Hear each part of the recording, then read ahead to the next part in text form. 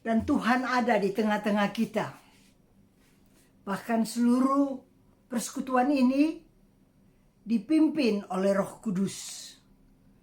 Maka saudara akan mengalami seperti yang dikatakan oleh tema pada malam hari ini, kasih mengatasi segalanya. Betapa penting kasih itu. Itu adalah yang terpenting di dalam hidup kita. Kita lihat di dalam Yohanes 3 ayat 16. Karena begitu besar kasih Allah akan dunia ini, sehingga ia mengaruniakan anaknya yang tunggal, supaya setiap orang yang percaya padanya tidak binasa, melainkan beroleh hidup yang kekal. Karena kasih Tuhan yang begitu luar biasa bagi kita umat manusia, Dia tidak mau kita binasa. Dan kita ini orang berdosa. Siapa yang bisa tebus kita? Kecuali Dia yang tidak berdosa. Tuhan Yesus Kristus yang tidak berdosa dijadikan dosa bagi kita, agar di dalam Dia kita bisa didamaikan dengan Bapa di dalam sorga. Biarlah kita bersyukur. Kita punya Tuhan Yesus. Kita punya juru selamat. Kita punya penebus. Semua dosa kita ditimpakan kepada Dia.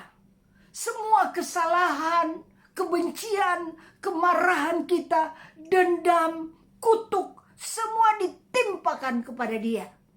Dan di dalam Dia, saudara dan saya ditebus. Karena Tuhan tidak mau satu pun binasa.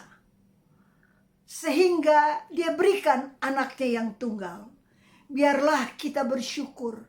Kita punya juru selamat yang adalah Yesus Kristus. Kita punya penebus yang adalah Yesus Kristus. Dia gembala kita yang baik. Dialah yang memberikan kepada kita kehidupan. Di dalam firman Tuhan, biarlah dari awal, dari kitab Kejadian sampai Wahyu, tiap bab ada tentang kasih. Karena seluruh kitab suci itu adalah isi hati Bapa, di mana Dia ungkapkan kasih-Nya kepada kita umat manusia, supaya di dalam kasih-Nya kita diselamatkan dalam segala bidang, dalam segala hal. Kasih yang menyelamatkan kita. Di dalam kitab Roma 8 ayat 32 berkata demikian. Lalu ia berkata,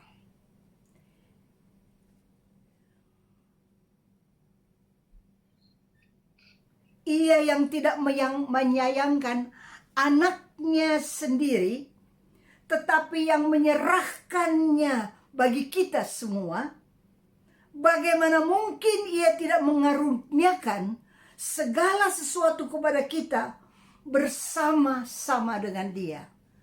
Anaknya yang tunggal saja Dia berikan kepada kita. Dijadikan supaya kita diselamatkan. Sebegitu besar kasih Allah.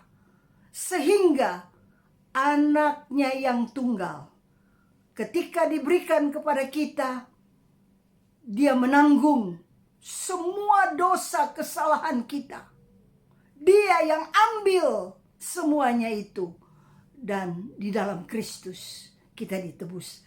Kalau saja Yesus sudah diberikan kepada kita, maka firman Tuhan berkata, bagaimana mungkin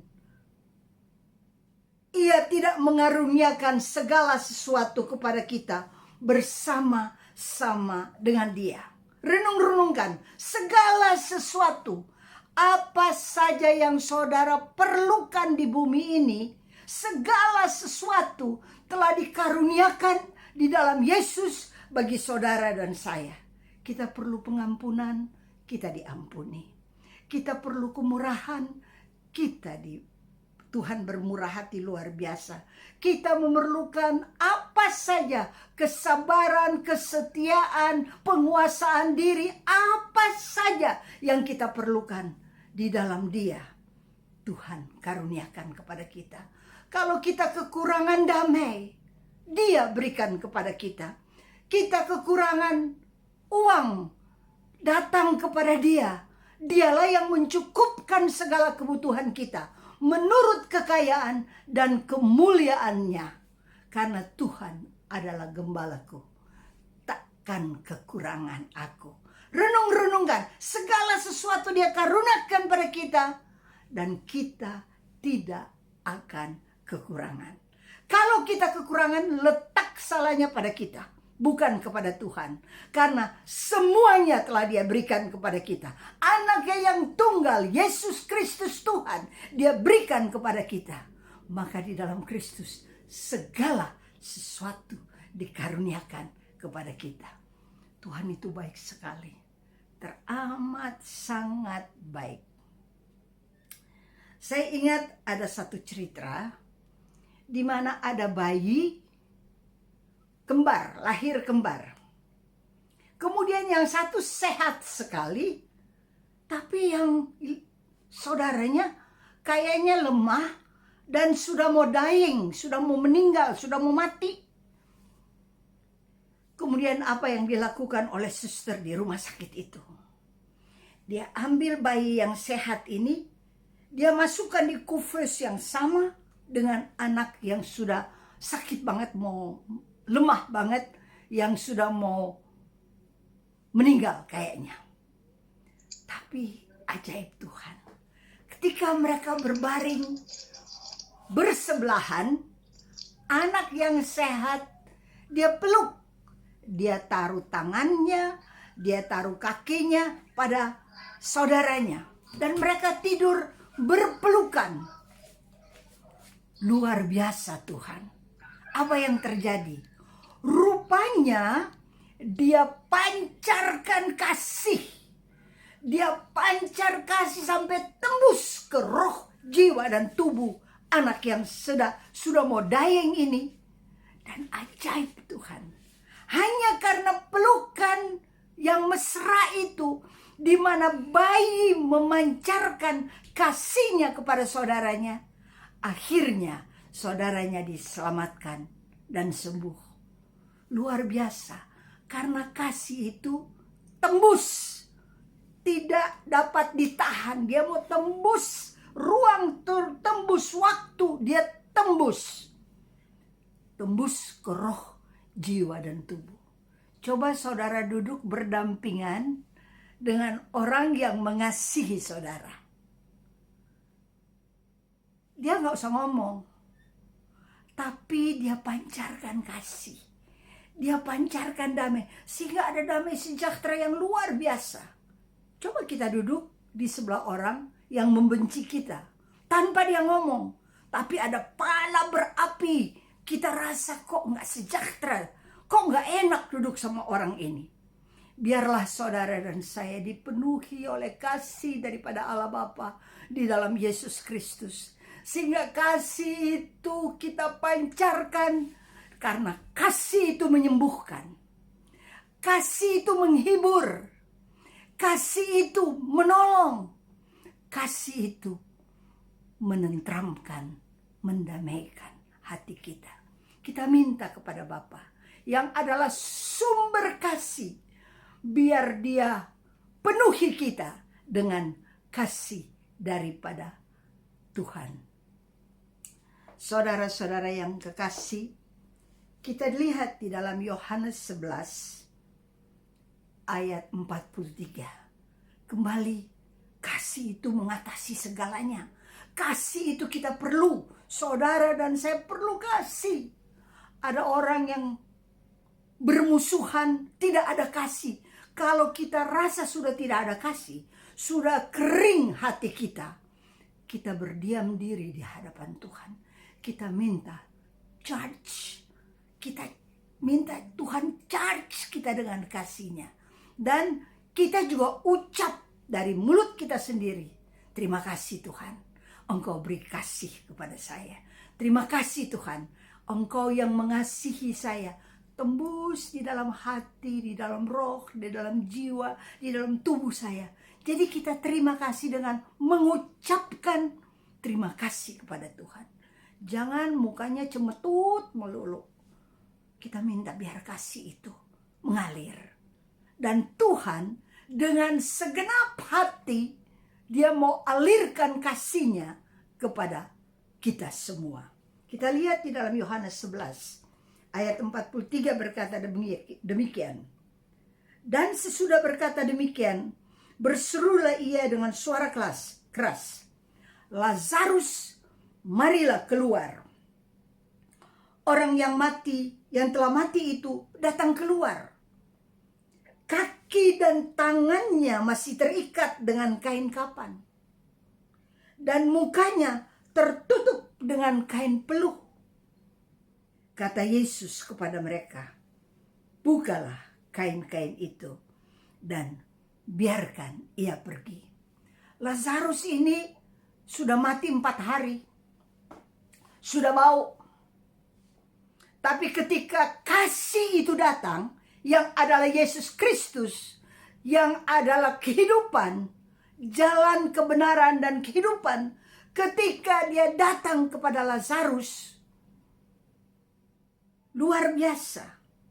Kita lihat Dia berseru dengan suara keras, supaya setiap orang dapat mendengar bahwa kasih Allah tembus sampai ke orang mati. Lazarus, marilah keluar. Kan udah 4 hari mati, udah bau, udah kaku. Orang baru mati aja berapa jam udah kaku. Apalagi kalau sudah berhari-hari, kaku, gak bisa gerak, gak ada napas, udah bau. Tapi Dia berkata, Lazarus, marilah keluar. Dia panggil yang mati itu. Dia transferkan kehidupan. Dia transferkan kasih-Nya kepada Lazarus. Orang yang telah mati itu datang keluar. Dia bereaksi. Dia dengar perintah daripada Allah, daripada Tuhan Yesus Kristus yang memanggil dia keluar. Ketika itu kaki dan tangannya masih terikat dengan kain kapan dan mukanya tertutup dengan kain peluh. Jadi dia loncat-loncat kayak begini ya waktu dia keluar. Terikat, kata firman Tuhan. Tapi kata Yesus kepada mereka, bukalah kain-kain itu dan biarkanlah ia pergi. Tuhan beri tugas kepada murid-murid. Tuhan bisa lakukan semua sendiri. Dia sudah bangkitkan orang mati. Masa sih kain yang mengikat dia nggak bisa buka? Bisa. Tapi supaya murid-murid ini merasa berguna, ambil bagian di dalam karya Allah yang luar biasa, maka firman Tuhan berkata, Dia beri tugas kepada mereka, bukalah kain-kain itu dan biarkan ia pergi. Kadangkala kita terikat, hati juga suka terikat. Ada orang kalau dia marah, dia dendam, bisa 1 minggu, 1 bulan, tahun, bahkan tahunan. Rajin ke gereja sih, rajin ke gereja, rajin ibadah, tapi benci dan marahnya tetap ada di dalam hati. Masih terikat dengan dendam dan marah. Kita minta kepada Tuhan, Tuhan tolonglah kami, supaya kalau kami bangkit di dalam Engkau, kami hidup di dalam Engkau, semua keterikatan kami lepas. Berikan kepada kami hati yang penuh kasih. Lepaskan kami dari dendam, marah, benci, kesal. Lepaskan kami dari ikatan-ikatan ini.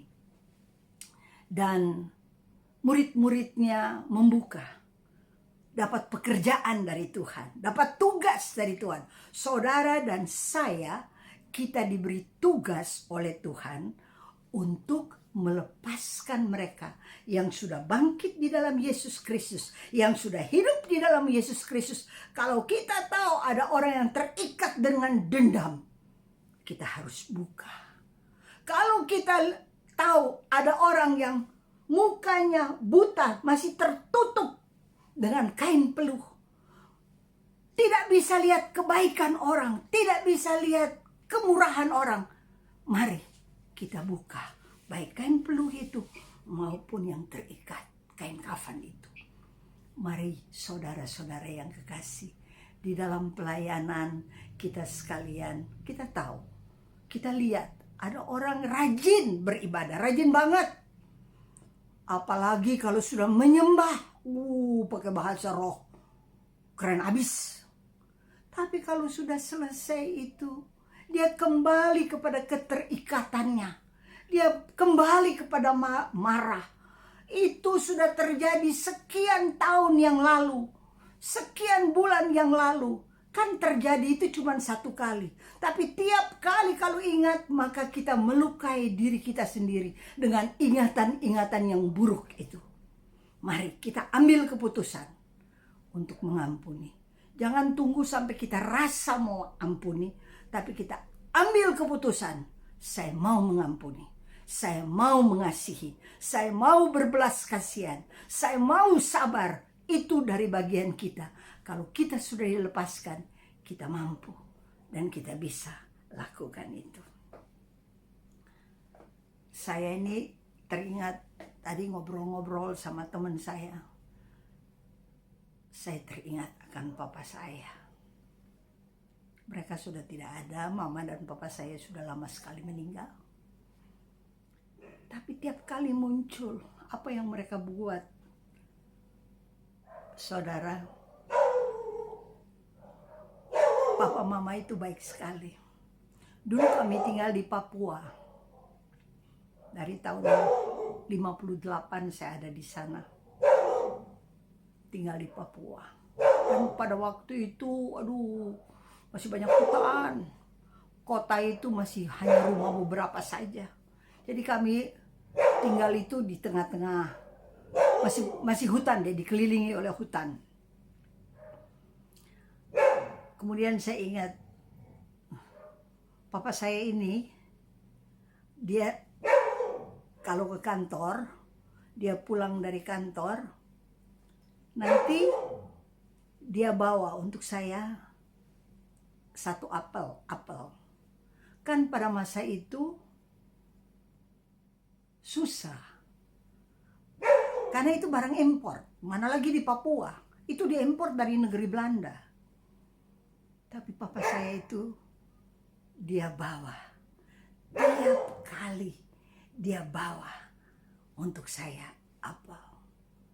Itu tanda kasih sampai sekarang. Kalau saya ingat betapa papa saya memperhatikan dan peduli.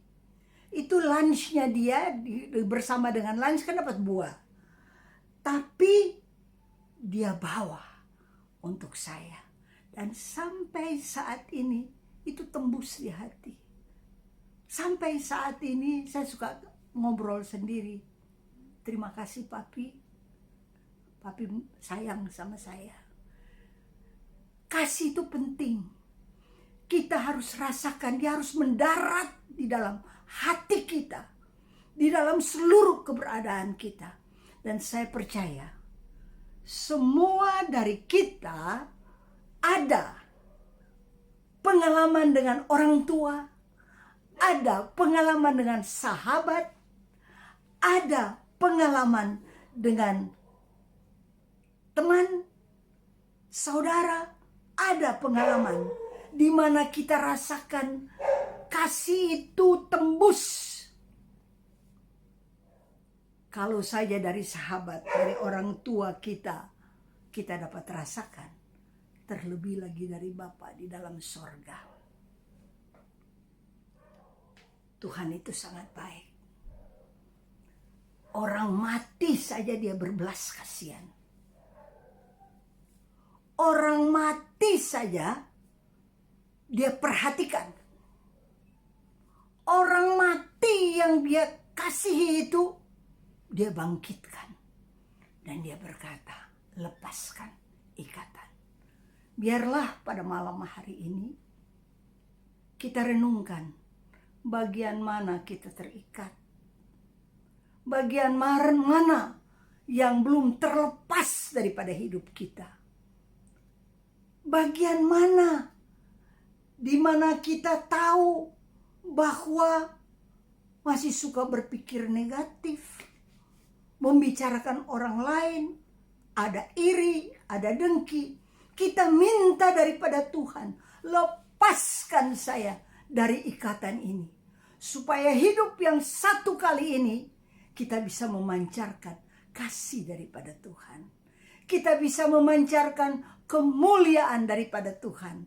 Kita bisa memancarkan pertolongan daripada Tuhan. Keselamatan yang Dia berikan kepada kita, kita pancarkan. Dunia ini memerlukan Tuhan. Dan Tuhan tempatkan saudara dan saya untuk menjadi iklan daripadanya. Memancarkan kasih daripadanya. Saudara perlu kasih. Kita, orang di sekitar kita semua perlu kasih. Orang yang paling menyebalkan sebetulnya hati dia luka. Hati dia luka. Makanya dia menyebalkan. Biarlah kita ambil keputusan. Tuhan, saya mau baik bukan terhadap orang yang baik saja kepada saya. Tapi saya mau belajar baik kepada orang yang kurang ramah terhadap saya. Kita lihat saudara di dalam Injil Matius 8 ayat 6. Kembali kasih berbicara. Tuan, hambaku terbaring di rumah karena sakit lumpuh dan dia sangat menderita. Yesus berkata kepadanya, aku akan datang untuk menyembuhkan dia. Tetapi perwira itu berkata kepadanya, Tuan, aku tidak layak menerima di dalam rumahku. Katakan saja sepatah kata, maka hambaku itu akan sembuh. Lalu Yesus berkata kepada perwira itu, pulanglah, jadilah kepadamu seperti yang engkau percaya. Maka pada saat itu juga sembuhlah hambanya. Kita lihat ini perwira Roma. Tapi dia begitu percaya kepada Tuhan Yesus. Dia sangat percaya kepada Tuhan Yesus. Dia punya kasih akan hambanya begitu besar. Hamba ini terbaring sakit dan dia berkata, dia lapor.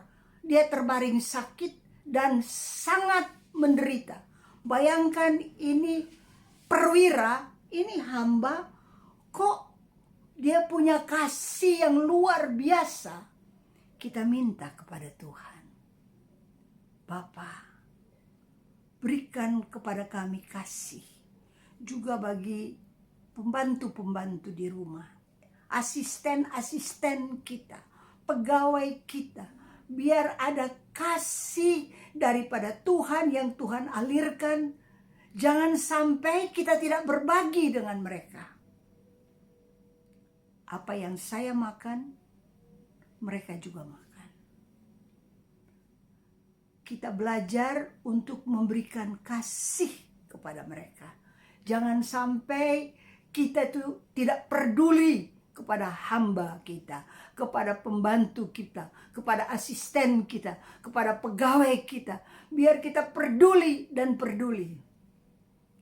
Ada teman saya tuh, waduh, dia kalau sama orang-orang yang boleh dikatakan kalau dunia berkata orang hina, dia ramah sekali. Sampai tukang-tukang, gembel-gembel, satpam-satpam, semua dia kenal. Wah, saya belum seperti dia. Teman saya ini luar biasa. Sampai dia tahu nama lagi. Nanti kalau lewat sini satpam, siapa kah, Ahmad kah, sinilah apa. Semua dia tahu. Itu karena kasih yang begitu besar di dalam hatinya. Yang ditanamkan Tuhan, dia alirkan. Dia senyum.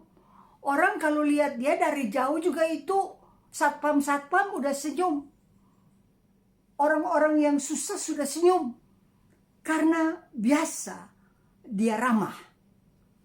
Kita cek diri kita.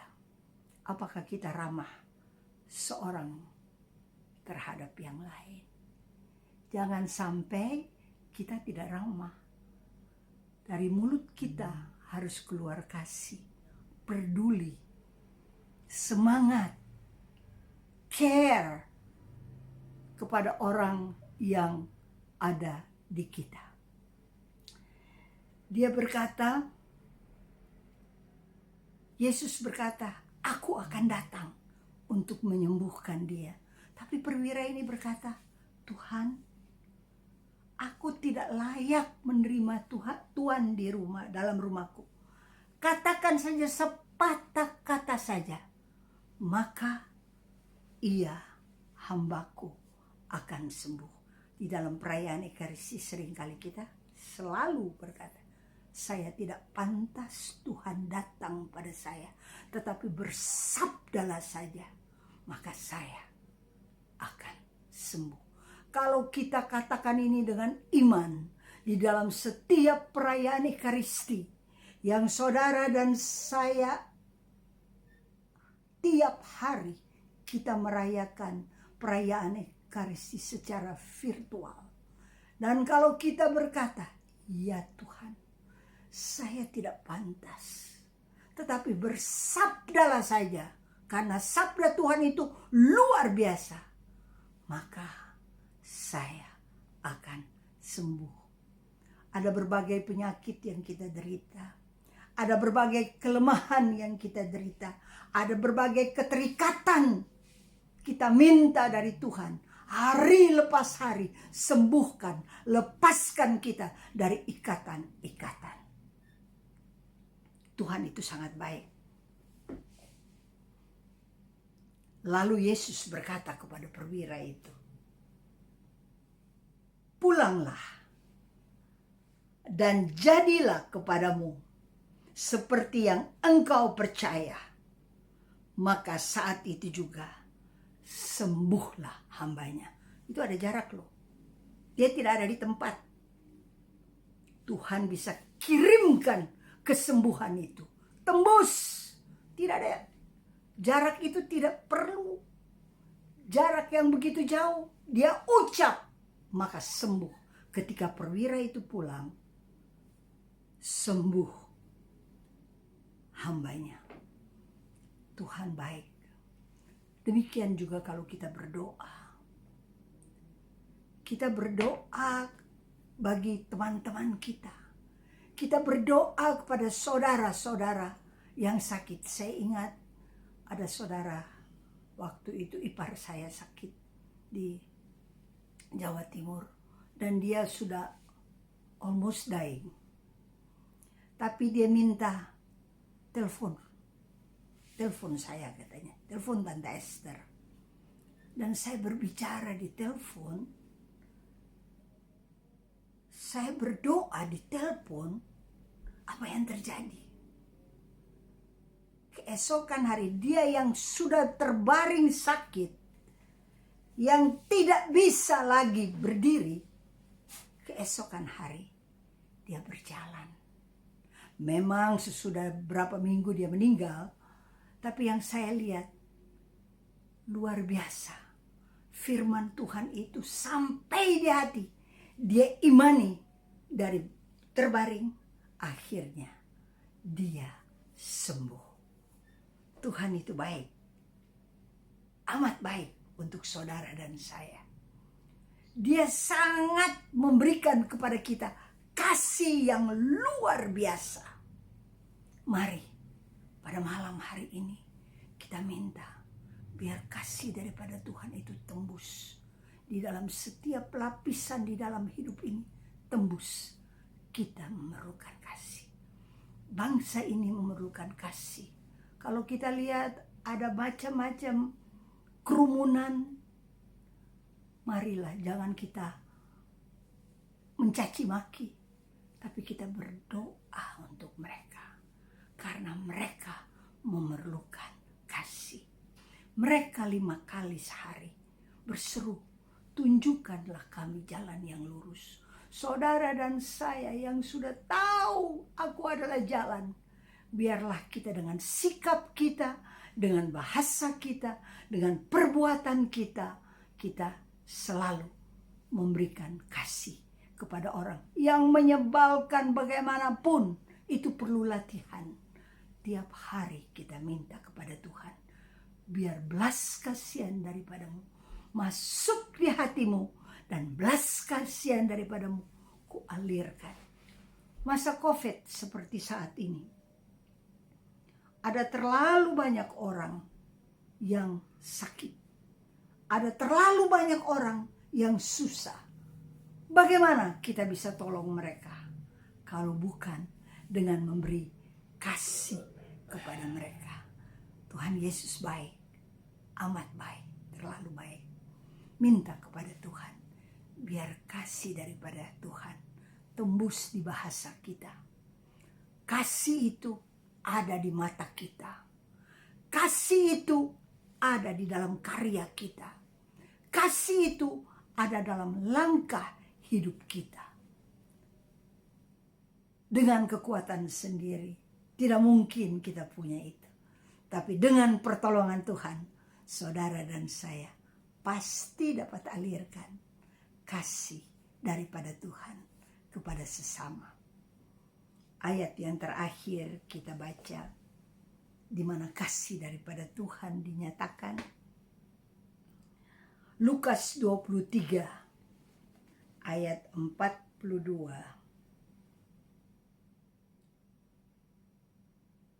Lalu ia berkata, Yesus, ingatlah akan aku apabila engkau datang sebagai raja.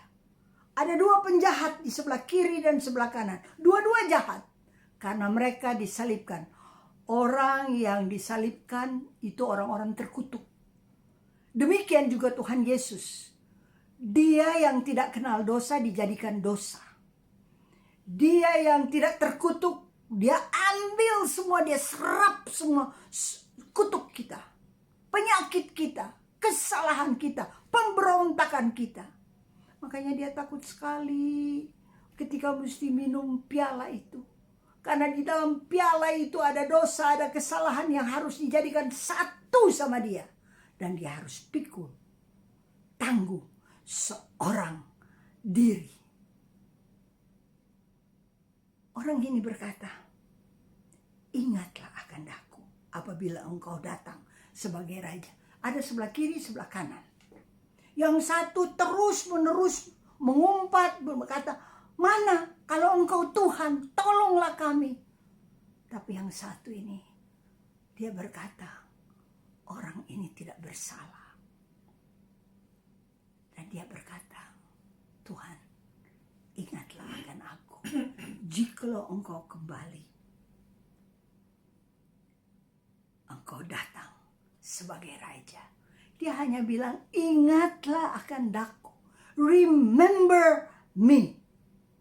Kata Yesus kepadanya, aku berkata kepadamu, sesungguhnya hari ini juga engkau akan bersama-sama dengan aku di dalam Firdaus. Luar biasa. Pengampunan daripada Tuhan mengalir kepada orang yang terkutuk itu. Yang tersalib, terkutuk, orang berdosa. Kejahatan-kejahatan yang dia buat. Pengakuan dosanya adalah, ingatlah akan daku. Kalau engkau datang sebagai raja dan Tuhan terima dia, Tuhan berkata, hari ini juga engkau ada bersama-sama dengan aku di Firdaus. Bukankah ini kasih yang luar biasa? Kasih yang besar daripada Tuhan yang luar biasa. Dari awal lahirnya. Ketika dunia perlu diselamatkan. Tuhan tidak kirim tentara surgawi. Tidak. Yang dia kirim bayi yang ada di dalam kandang, yang tidur di palungan, yang dibungkus dengan kain lampin, dikirimkan kepada kita seluruh umat manusia. Dia kirim bayi, dan bayi itu yang menyelamatkan. Jangan sampai Yesus tetap bayi di dalam hidup kita dan tidak bisa berbuat apa-apa. Tapi dia menjadi besar, dia memerintah di dalam hidup. Dari awal kasih daripada Tuhan nyata, sampai mati kasih daripada Tuhan itu nyata. Mari kita sekalian renung-renungkan apa yang kita butuhkan. Kalau saja dia sudah memberikan Yesus kepada kita, juru selamat, penebus, guru. Dia adalah tabib di atas segala tabib. Dia adalah sumber damai dan sumber berkat kita. Datang kepada dia, katakan kepada dia apa yang saudara butuhkan. Dan bersama-sama dengan Yesus, dia karuniakan kepada kita segalanya. Kalau saudara kekurangan saat ini, renung-renungkan ayat ini dan tagih kepada Tuhan. Bukankah engkau karuniakan segala sesuatu kepadaku bersama dengan Yesus? Engkau ucap, engkau renungkan, engkau hayati, maka engkau akan alami pertolongan daripada Tuhan, kesembuhan daripada Tuhan, kasih daripada Tuhan. Segala sesuatu dia berikan kepada kita, karena dia adalah gembala yang baik. Kita tidak akan kekurangan. Pada masa COVID ini, biar kita renungkan, kalau engkau perlu kesembuhan, minta kepada Tuhan. Penderitaanmu di atas kayu salib cukup bagi saya.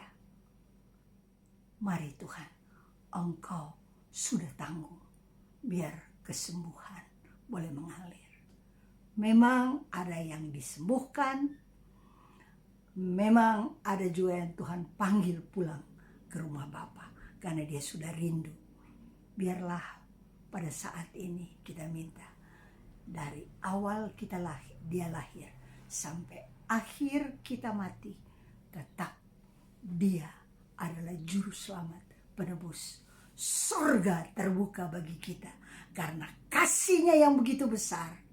Pintu sorga terbuka karena kita dibayar bukan dengan emas dan perak, tapi kita dibayar dengan darah anak domba Allah.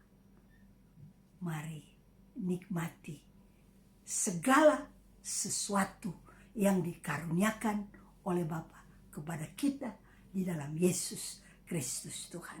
Jangan bersungut-sungut. Hayati apa yang dia berikan. Hayati apa yang dia kasih. Hayati apa yang dia karuniakan. Hitung. Kemarin saya rasa sedikit sakit di bagian ini jantungku.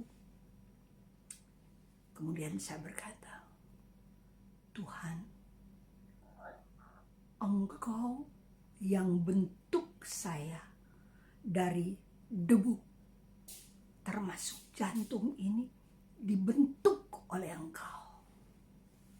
Tuhan, kalau ada barang berharga di dunia ini dan dia rusak, dikembalikan ke pabrik, diberitahukan, maka dibetulkan.